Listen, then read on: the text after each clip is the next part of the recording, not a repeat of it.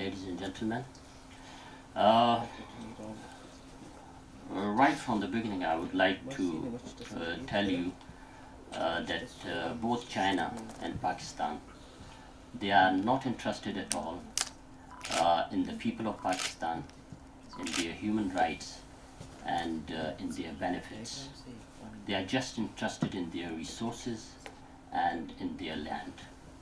So as Dr.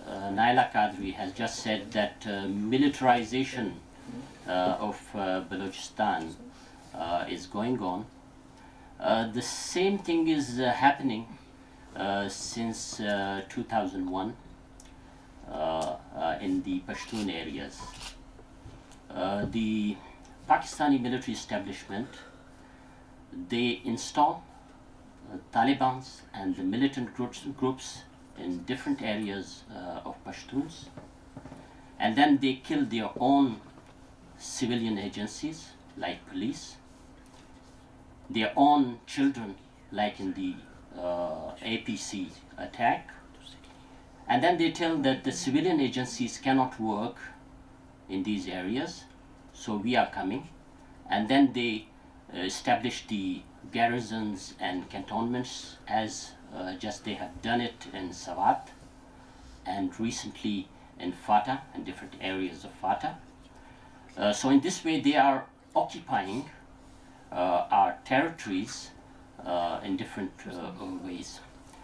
And the recent example is the killing, pre-planned, extrajudicial killing of one of our leader, Rehman Loni in Balochistan, who was just protesting against the suicide attack of Talibans.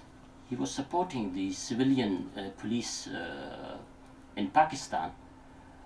He was persona non grata because there was design behind these attacks on the civilian agencies to occupy these areas, to enter militarily there, and then create areas for the Taliban to be trained and sent to Afghanistan and other areas in Balochistan also, as our other friends have said.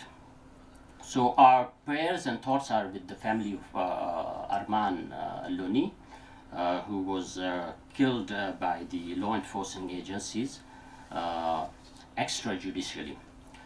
I would like to read my article, and you will. I'll skip some parts of this article because we are short of time. To be precise and short,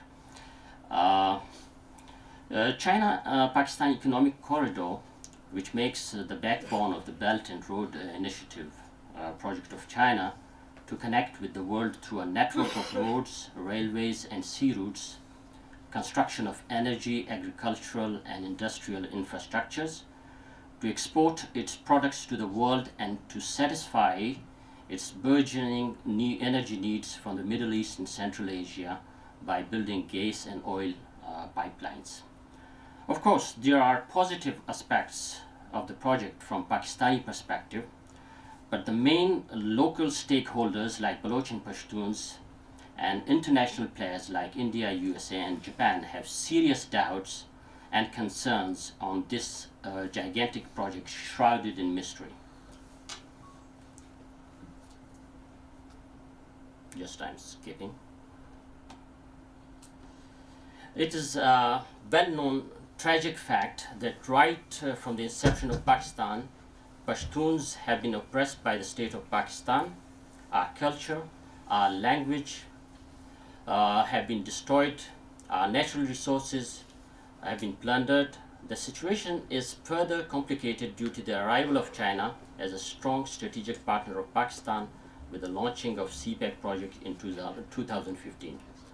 Due to CPEC, Pakistan is, with active connivance of China, is bent upon worst kind of oppression on both Balochs and Pashtuns.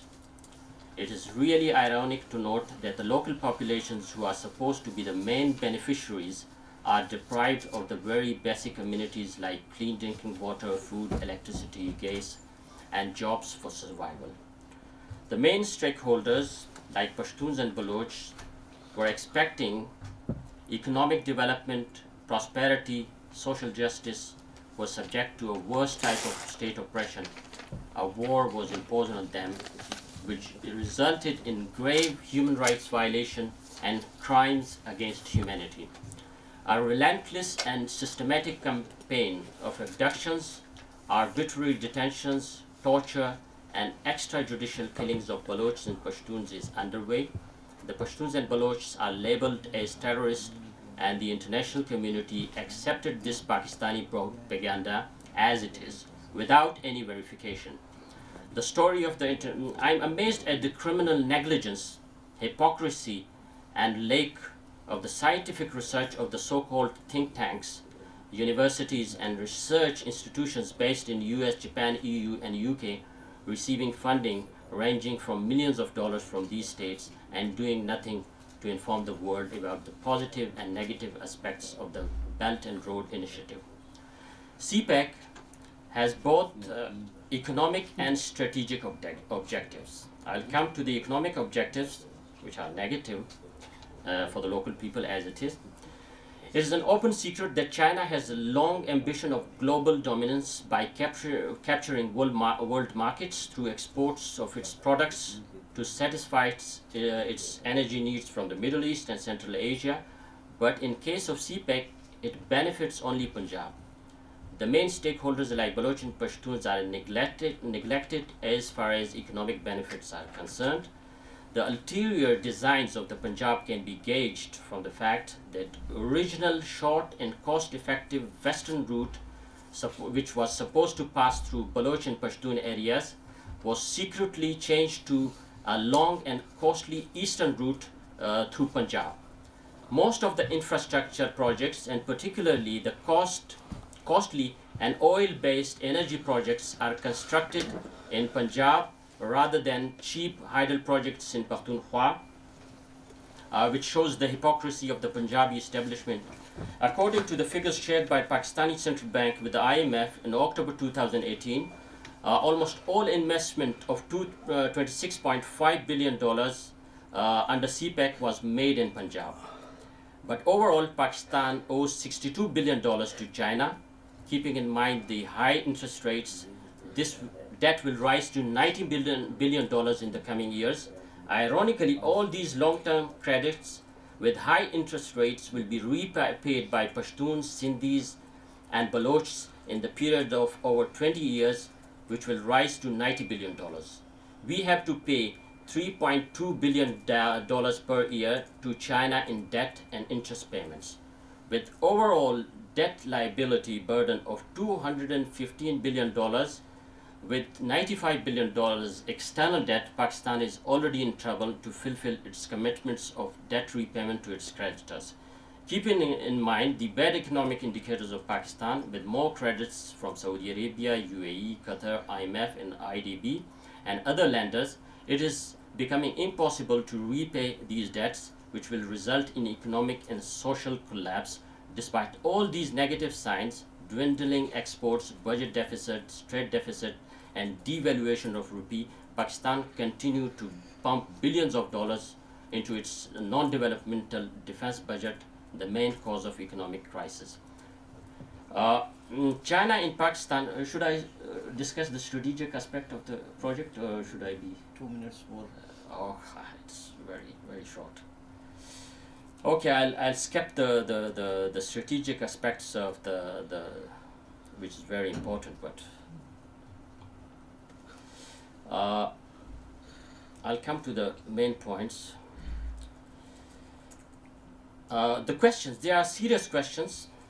If Pakistan default on its repayments, and China takes control of the Gawadar in Balochistan and the natural resources of Khyber Pakhtunkhwa in Pakistan, what the Pashtuns and Balochs will do, it's a very important question. And the default, economic default, it's inevitable because it will come very soon. We need to inform China in advance that we will never accept any occupation of our land and natural resources by Chinese, as nothing is invested for the betterment of Pashtuns and Balochs under CPEC. We have not been taken into confidence. You may be aware that an unprecedented political and social change is underway in Pashtun-dominated areas of Pakistan. The traditional political parties like Awami National Party and Pakhtunkhwa Milli Awami Party have been discarded by the new generation. Majority of Pashtuns have put their confidence in Pashtun Protection Movement, a grassroots civil and political rights movement headed by Manzoor Pashtun. So China should talk with PTM rather than signing shady deals with Punjabi military establishments and traditional political Pashtun political parties. I'm going to finish. Recently, the merger of FATA, federally administered tribal area, into KPK, Khyber Pakhtunkhwa or Pakistan, in a haste at gunpoint by the rubber-stamped Parliament of Pakistan, is a clear violation of international treaties and agreements signed with Afghanistan. It seems that Pakistan has sold this region to China. So we Pashtuns warn both China and Pakistan to refrain from looting and plundering our resources. We will not accept this modern-day slavery of China.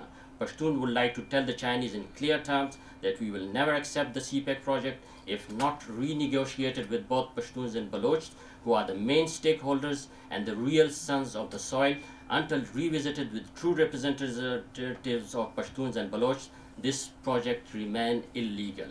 We want to warn both Chinese and Pakistani government that we will not repay the debts and loans given to Pakistan for CPEC. We will not pay the expenses incurred on Pakistan army deployed for the protection of CPEC infrastructure and personnel in Balochistan. Thank you very much. Thank you, Fazal Rehman Afridi, for your great analysis.